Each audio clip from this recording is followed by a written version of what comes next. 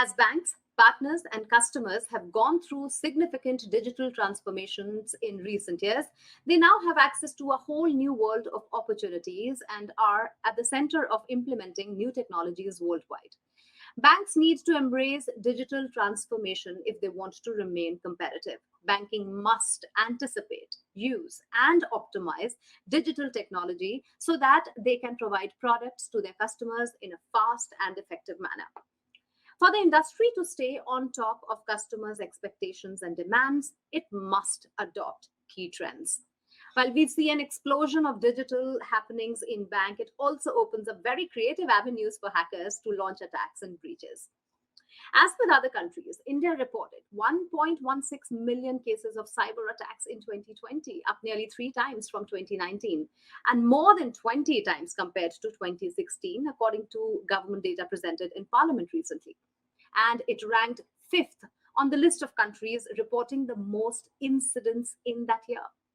Now, we have seen some banks being pulled up by the regulators. Cybercrime has been a major problem for the digital banking industry, taking a heavy toll not only on the customers, but also on the banks, especially when trying to recover data, which is a costly proposition.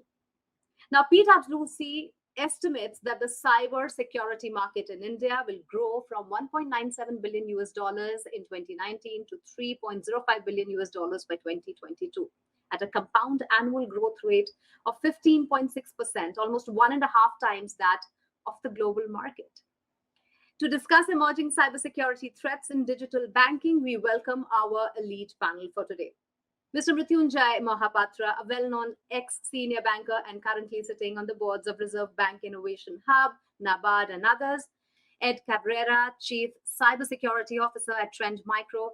Rajesh Thapar, Chief Information Security Officer at Axis Bank, and Anagha Mujumdar, BFSI India Head, Trend Micro. I welcome all of you.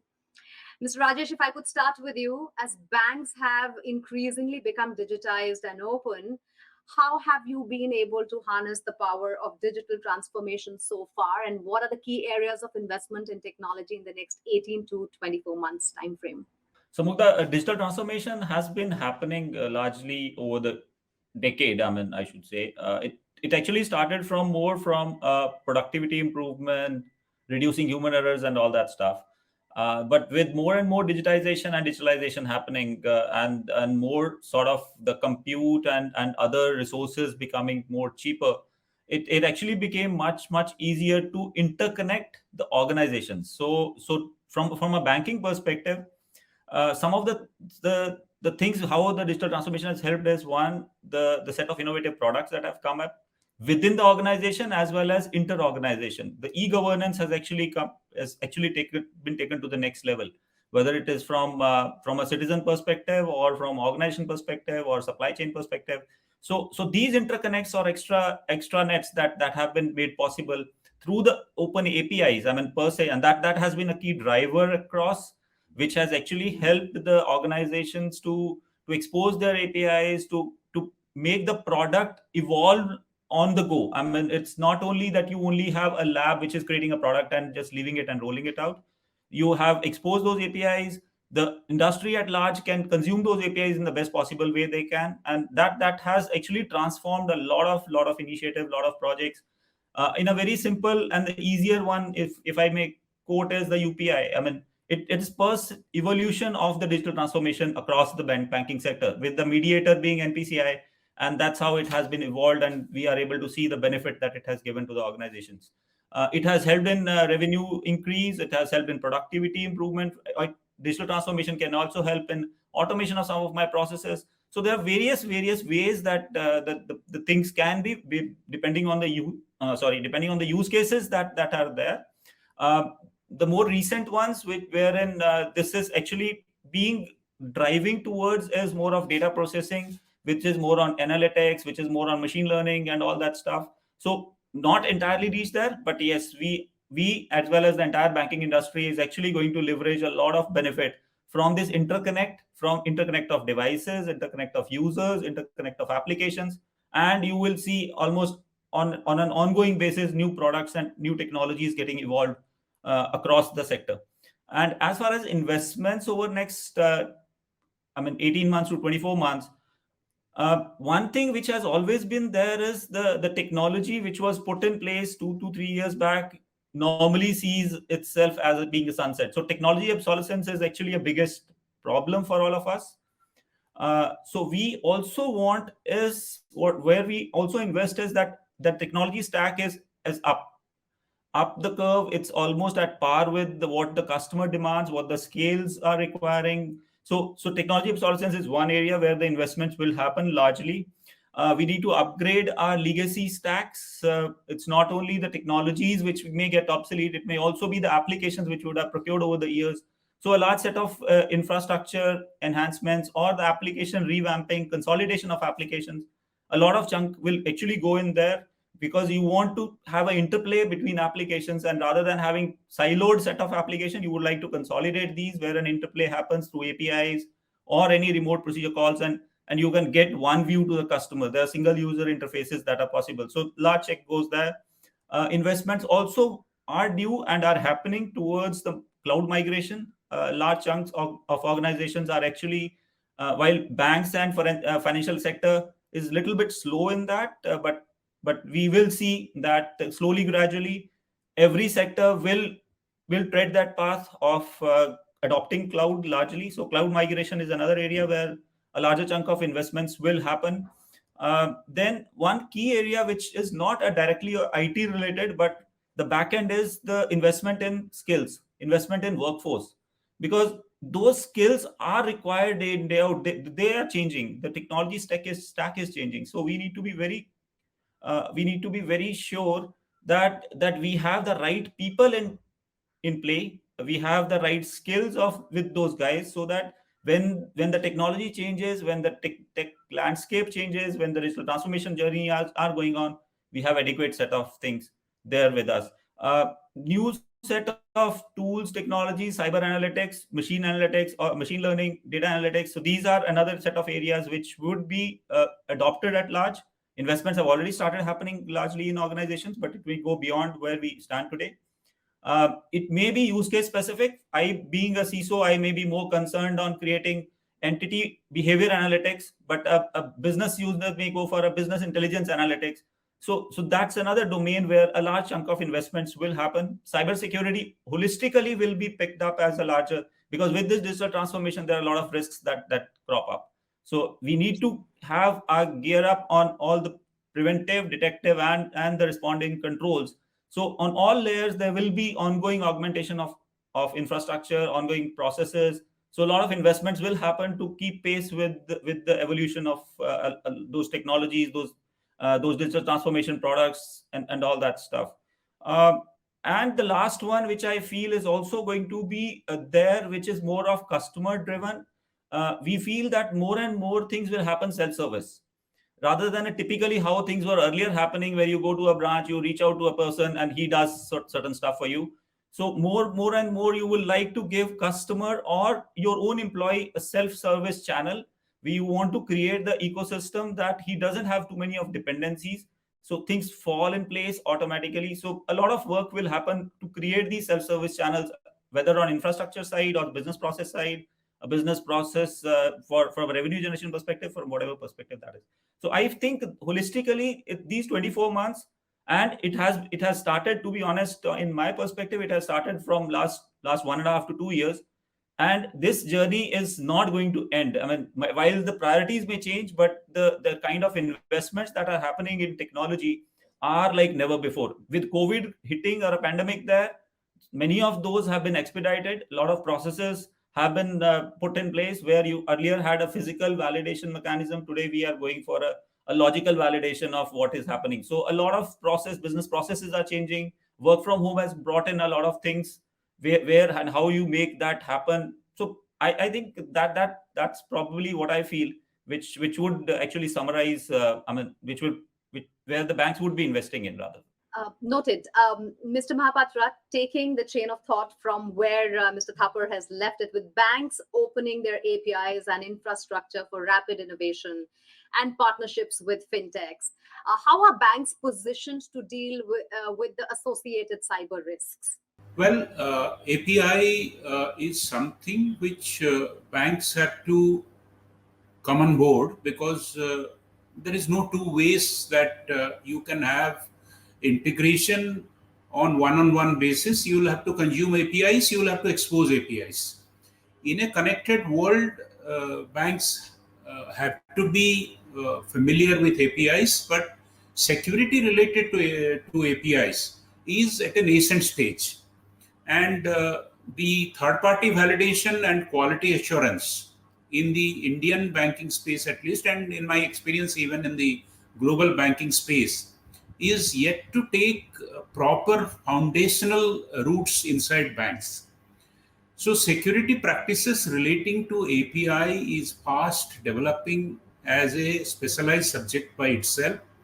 CISOs are getting to document and institutionalize the best practices related to API. The programmers and developers are coming on board.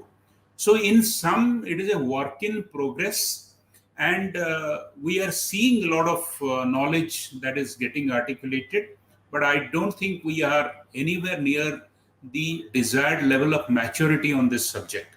So, the coming 1 or 2 years, I expect that companies such as Trend Micro will play a very critical role in bringing these specialized security domains to stability, as well as to an ecosystem where people can collaborate and can contribute to the entire well-being of the industry.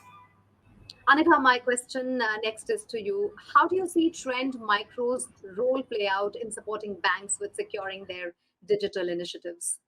Digital transformation, which the earlier speakers shared, Mr. Thapar and Mr. Mahapatra, it's not going to be a luxury anymore. It is going to be a necessity.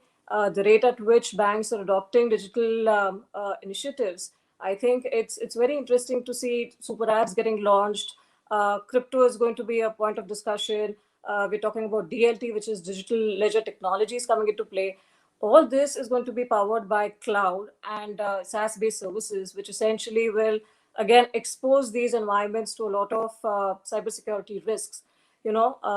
Visibility, integration, collaboration, risk insights are few of the foreseeable challenges that these banks will have to grapple. I feel which is where Trend Micro has a very interesting approach to containing these risks. Vision one is that enterprise-wide visibility-led approach, which essentially covers threat intelligence, collaboration, third-party integration across your endpoints, servers, email, and network, which constitute pretty much the enterprise that banks run on, right? And what then happens is, since they are enabled by AI and ML technologies, the telemetry that gets generated gets synthesized in our data lakes, and then that gives you risk insights to see, for example, identity-based risk insights, and then an overall actionable intelligence plan to go about containing those risks. Again, we don't stop there. We will also need to integrate with third party. We will have to provide open platforms to looking at integration for SOAR and some kind of technologies and many more to come, which is going to orchestrate the entire SOC proposition. To add to it, what Trend Micro also offers is managed extended detection response and services, which in a way offsets a lot of operational efforts and overheads from these banks. Again, these solutions are platform based. They're designed in a way to take care of a very important aspect that banks have to deal with, which is that of compliance to regulatory requirements, right? Another very interesting thing is, Trend Micro in India has been leading the cybersecurity market, especially when it comes to banking as a domain, since over a decade. So we now have developed a very deep expertise and understanding of what those unmet requirements are. What is it that banks need to chart out as a roadmap for times to come, especially with SaaS adoption. So I think Trend Micro is going to be that trusted partner as we take these digital initiatives along with the banks. Let me get Ed into the discussion. Ed, given your experience in cybercrime investigations and financial services sector, what, according to you, are the emerging critical threats that banks need to look out for? Well, I think the threats, the financial industry and banks in particular have been obviously the focus of cyber attacks since the very beginning. But we have markedly seen an increase, over 1,300% increase on cyber activity or malicious cyber activity or attacks on the financial institutions and banks. And I think in India alone, we saw over 4,500 pieces of malware focused on banking and financial institutions. So I think one, it's just going to be this exponential growth in the number of attacks, but also more so the impact. And so the impact, we talk about several types of attacks, ransomware being that leading type of attack that all financial institutions have to be aware of. I think traditionally it's always been about financially driven attacks, identifying data to be stolen from banking institutions or actually money being stolen. But now we look at the operational risk that banking institutions are going to be facing with heightened ransomware attacks. And so this is the notion that we're seeing across the board on types of attacks. And what they're going to be targeting, as we've been hearing now, is digital migration. It's going to be the cloud. Wherever we are at, they will be attacking. And we've seen those attacks increase. And so a lot of things stay the same. They're still going to be attacking the human behind the keyboard in social engineering attacks. But we've seen obviously a huge uptick in supply chain attacks, identifying vulnerable operating systems and applications and targeting those systems for compromise. And so across the board, we're going to be seeing this elevation attacks for the financial institution and banks. Fortunately, banks have traditionally been more mature. We've heard talk about the maturity issue, but that has to continue. And we also have heard right now through the panelists, it's the collaboration piece. It's incredibly important to have those trusted advisors. But the attacks are going to continue. And then wherever we pivot, other than cloud and digital migration, we're also going to be seeing enhanced mobile with 5G as we move to 5G, as well as an IoT and industrial IoT. And so anywhere where these cyber threat actors, be it APT or financially driven cyber criminal groups, we're going to see this activity focused on the financial institutions and the banking industry. And we all know the banking industry is not all created equal. We have community banks and smaller institutions that are going to be impacted probably at a higher rate with these increased attacks. And so the other piece that we need to take a look at is traditionally advanced persistent threat attacks from nation state actors have been more focused on cyber espionage. But now there's a lot of groups that are focused on financially driven attacks from nation state actors. And so we have to ultimately speed up our risk reduction, so by speeding up our detection. And then that essentially by doing that would increase our resiliency, because ultimately at the end of the day, it's going to be resiliency. And so having this holistic approach across all of your solutions is more of a platform discussion than anything else, is probably the key to the threats that we're facing. Because the other aspect that we're seeing from cyber threat actors is increased use of automation. So their increased use of machine learning and AI in leveraging their attacks. And so we've seen deep fake photo discussions, but now we're seeing deep fake audio types of attacks or enabled attacks going after and utilizing deep fake audios in business email compromise attacks. So you can see where we're going, that regardless, financial institutions as enterprises alone are going to be focused in on, but ultimately because of their criticality and the services that they have to offer, they become prime targets for cyber threat actors and digital extortion themes.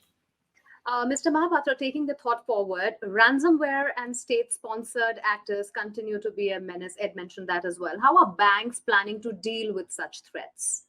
The DDoS attack or a attack which is ransomware or being propagated from an unknown geography is for real. Now, how do we deal with it depends on having a fit for purpose regime.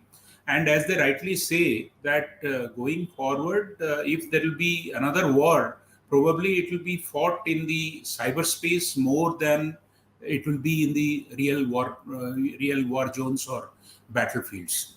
So banks are not fully equipped right now to deal on an individual basis. This requires community software, community platforms of reporting, actioning, and prevention.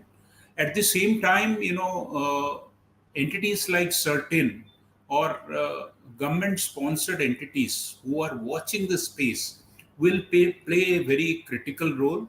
Um, Ransomware attacks typically will be system-wide attacks. So building a good and reliable, resilient and standby system and switching over to the business continuity plan will continue to play a critical role, because whatever you do, it is likely that the ransomware propagators will succeed once in a while. And what we have seen also in the recent past, where even technology giants were brought down. So the threat will be for real. So getting up prevention, getting out of an attack through a robust business continuity plan or failover mechanism will play a critical role. Ed, your thoughts here? We have to think of resiliency when you think of ransomware attacks. I think the operational risk posed by it is paramount. And so what we have to focus in on is speeding up our detection. Because of these types of attacks, speed kills. The notion that they're able to compromise institutions, and what we've seen is a sort of a shift in ransomware. We sort of categorize them in two different areas: pre-modern and modern. And the modern type of attacks are significantly different than the pre-modern, meaning such as the pre-modern, usually the ransomware was delivered in the first phase of the attack and had an immediate impact. Whereas the modern type of ransomware attacks that we're seeing today, we're seeing the activity usually associated with normal data breaches, where it's a multi-stage attack. They compromise systems, they escalate privilege, they move a lot across laterally within an organization, they find data, they exfiltrate that data, but ultimately before they leave, they then drop ransomware. And so we have this notion of double extortion that is occurring. So organizations have to understand these tactics or shift in tactics, because ultimately we need to be able to be in a position to obviously prevent it first, but if we can't, speed up that detection to be able to respond quicker and mitigate faster. And ultimately, right now, usually the first piece of advice we talk to all organizations is the fact of having a robust continuity plan and backup plan. Unfortunately, these types of attacks, especially these modern type ransomware attacks, one of the first areas that they're targeting is the backup systems. And so ultimately your production side and your testing side and your back end and your backup systems are being targeted at the same time, which makes it incredibly difficult for organizations to respond to this. And so ultimately, I think the ways to respond, the ways to really defend and protect is being much more proactive and really focusing on resiliency. Rajesh, if I could come to you, in what ways public cloud and cloud native application adoption going to help banks build an ever evolving banking interface for their customers, and what's your strategy to secure such platforms? Cloud adoption is there. It's slow, steady, and and especially in the banking sector, with all the concerns that are around it. So all organizations are taking steps, but baby steps there. With having said that, cloud promises a lot of uh, I think a lot of advantage from a resiliency perspective, from maybe from a long-term cost optimization perspective, maybe also from a scalability perspective. And the another beauty which is actually coming up is more of the product specific SaaS applications or certain infrastructure which actually gets hosted from cloud. You don't need to be bothered about the maintenance. It becomes maintenance free for the organization. The convenience things also crop in. So how do you marry the what you do it on prem and what do you take it on the cloud? So what would be important in that case is you pick and choose which are those tools, technologies, what makes sense to you. I mean, giving an example, CRMs today are largely on cloud. HR applications, a lot of service providers are giving it on cloud as SaaS applications. Having and there are other larger I mean, fintechs or larger organizations which have a lot of other SaaS applications which the organizations consume on an ongoing basis. So if you have to create a banking interface for all these infrastructure, very important is that you are able to connect to these with security, with the assurance that the validations are appropriate, the integrity of data is maintained, the identities are properly handled, who manages those identities. But the benefits would be a plenty. I mean, if you are able to, you don't need to be bothered about the upkeep of infrastructure, not of the application. The best of the tools will be giving out those services to you. So what my vision or what I want to see from the service providers is extend out open APIs, extend out standard stack for the organizations to consume, give a secure path to reach out, which may be authorized authentication done in the organization and through taking a token. Just giving example. So how do you ensure that that mechanism gives and trust to the organization, at the same time gives all the benefits as well?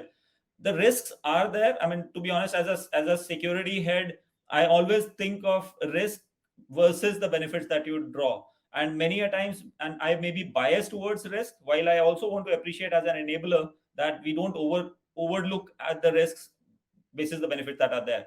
So from a risk perspective, it's important to see whether the data which is being used for this, whether it's shared one time or it's shared on an ongoing basis or it's left out on the partners and cloud service providers. And how do you manage the data life cycle? How do you manage the data while it's originating to the data, its submission? Is it encrypted? Who handles the keys of that? Where is that key stored? Does it have any HSM mechanism? Does it have a bring your own key? So a lot of technical jargons which keeps cropping up over the time, and that gives me a reasonable assurance that if I'm giving data, yes, I am exclusive owner of that data. Until unless I give the key to somebody, nobody will be able to read things through, and that's something which helps me protect. So one of the concerns which I see which needs to be addressed with such mechanisms is the data protection. Second thing, which is around shared responsibility, because I also see in some of these, it's explicitly documented what is the organizational responsibility and what is the cloud service provider's responsibility. It's a very important thing to balance and know your responsibilities, because that is where we have seen many of the cloud breaches happening. Organizations believe I've given everything to the cloud service provider and probably things are autopilot happening, but end of the day it is their own responsibility to ensure that some of those things are taken care by the organization at their end, at the infrastructure or the gateways which are managed by the organization and not the service provider. So very important to have a understanding of what the shared responsibility, where the boundaries lie, and what is it that you need to do. Third is the compliance. If there is a data localization, residency, or it may be other standards adherence, because in case of a cloud, you only see the cloud service provider's name. You don't get a chance to do an on-site review of that particular cloud service provider. So you will have to trust on some certification, some assurance, some accreditations, which gives you a reasonable assurance that everything what the CSP or the cloud service provider is saying is actually mapping to what the organization demands. So which may be a SOC 2, SOC 3, or it may be as basic as ISO standards, which have been evolving along cloud frameworks as well. Another area which I normally am concerned, and I speak a lot on, that is the visibility. So when we give things onto the cloud, we feel that we need to be extra cautious on the visibility of what's happening there. So it's different than what typically the infrastructure has evolved in the organization data centers, where you have visibility to a reasonable level on what is flowing, your logs, your events, your identities, your parameters, everything is there. But when you put it on the cloud, many times these cloud service providers are actually, especially the public clouds, they are actually perimeterless. They don't have a similar mechanism because it's a multi-tenant environment. You may have a similar SaaS-based application which is multi-tenant. So the kind of validation, the kind of assessment, the kind of security controls that needs to be demonstrated has to be much more. How do you get visibility on who is accessing that, whether he's accessing with the right privilege, whether he's accessing to the right sources? Do we have a log of that? If there is an incident that happens, who is responsible for doing a forensic investigation? So some of that is very, very important. And the last one, which I believe, which is actually the crux of many breaches, either on the cloud or on the organization, is identity. So in the cloud environments, very important to control the identity. And in this case, it goes from beyond the identity of a user. It may be identity of a device, it may be identity of an application. So the IAM controls play a very, very important role whenever we are extending any interconnects between the organizations, data centers, and the cloud service providers. So whether it is for native applications or it is for public cloud environments. So I think all this will have to be taken care of, and this may be a subset of what holistically you may be looking, one way has to look at. But I think these are the important ones, what needs to be considered. A very comprehensive answer there, Mr. Thapar. Anagha, moving towards the end of the discussion, a question that I want to ask you and Mr. Mahapatra is, how do you see RBI's cyber security priorities evolve, and what will be your roadmap? So we've seen, Reserve Bank of India being a guiding force and in fact a regulating body when it comes to guiding banks, for their cybersecurity frameworks, the kind of compliances that they need to have in place to ensure the end customer's data and money is protected. Right. That said, we've come a long way, and we've seen how RBI time to time has come up with the priorities around security, whether it be 2016 cybersecurity frameworks, which calls out, plans around business continuity, resilience, operational efficiencies, or for that matter, 2018 data localization policy that emphasizes the need to have data residing in the same geography. Right. Again, 2021, very recently, around Feb, we saw RBI talking about master directives on digital payment security controls. A couple of things that really stood out there was application security lifecycle, or for that matter, security controls for internet and mobile banking. So we've seen that increasingly now there's going to be a lot of emphasis laid on having data residing in the same geography that one operates in, having it encrypted at all times, providing a lot of visibility, forensics capabilities, so on and so forth. Now, to that end, Trend Micro has been very cognizant of these requirements, and therefore, starting last year, we made some significant investments in India by setting up our data center. We started first with our endpoint stack of solutions, and then have expanded it to the hybrid cloud security portfolio. And I think that growth will continue to happen. That expansion for our solutions being based out of India will continue to happen. Because it's just not RBI. I'm sure that there are going to be a lot of regulatory requirements coming in from other domains which are going to drive data localization in a big way. So these are few of the things that we will continue to invest in. As far as roadmap is concerned, I think Trend Micro will continue to invest in technologies such as SaaS first. So I think the approach is going to be SaaS first. We will see a lot of cloud adoption, as rightly pointed out by Rajesh, Ed, and Mr. Mahapatra. Security analytics is going to be very, very important to achieving risk insights, risk score, overall health of the organization at any point in time. Then again, zero trust networks is becoming a very key discussion in ensuring that how tight are going to be your security controls, who accesses what. So identity-based access is going to be very critical. Overall, for us, I think the vision is going to be all around innovation in technologies and how these partnerships is going to benefit the banks in times to come. So our roadmap and our alignment will be very much in sync with what the banks require, addressing also their unmet requirements, at the same time staying very, very compliant to the local law of the land. So time to value, accelerating the time to value, understanding market trends, and at the same time ensuring that organizations up their internal efficiencies is something that Trend Micro will stay committed to delivering. Wonderful. Mr. Mahapatra, your closing comments on this particular subject? Yeah, this is, let us look at where RBI is coming from. RBI has the systemic responsibility to, ensure that the system works well and is not disrupted by the rogue forces. But at the same time, we will have to understand one thing, that the traditional way of regulating or ensuring continuity has been disrupted by three things. One is, of course, the cloud. The way that RBI's own system has been orchestrated to deal with risk management has been disrupted, where, because of several issues, localization, global perimeter-less kind of things. Second is that, the what we call the three V's, the velocity, variety, and the volume, and the explosion of multi-locale kind of a data has disrupted the entire regulatory process. As a result, Reserve Bank of India, or for that matter, any financial regulator with whom I have dealt all over the world, the prescription of bringing additional technology has grown manifold. Now, when we brought those additional security technology, what has happened? Another monster has come up, which is the monster of false negatives. There is such a huge lot of false negatives that we will have to deploy, as some of the other panelists told, probably AI and ML to deal with those false negatives.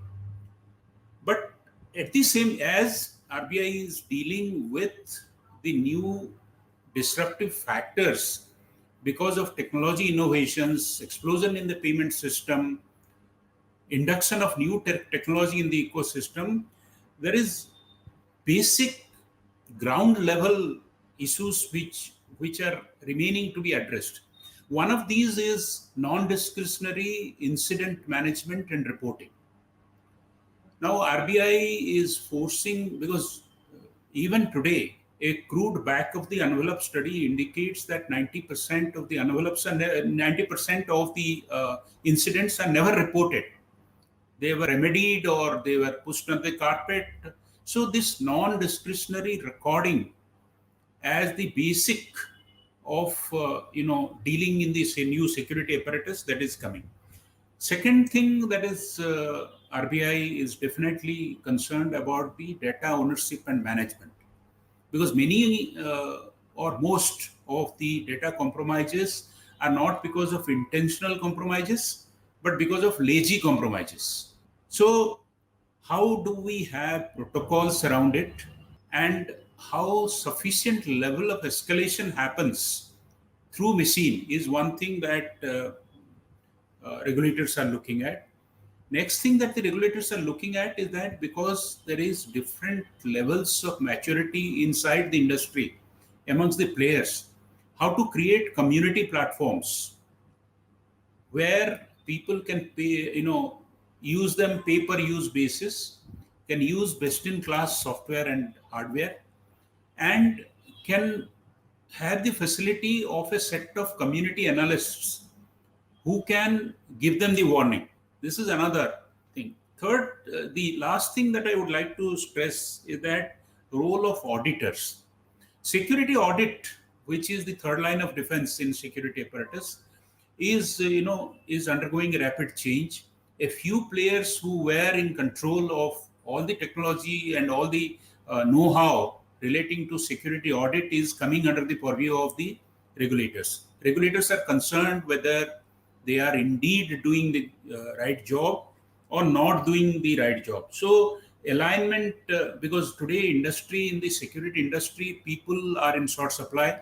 As I told, processes are anchored, very much at the rudimentary stage. So how do we improve the process? Of course, technology is coming thanks to leading players such as Trend Micro. But the other important thing which is being taken forward by RBI is the role of mentors and industry leaders who are opinion leaders and who can shape the opinion amongst the CEO and the CXO community that we must be paranoid about security, and security is everyone's business. Thank you, Mr. Mahapatra. Thank you, everyone, for that wonderful insight and that robust discussion. And up next, our final discussion of the day.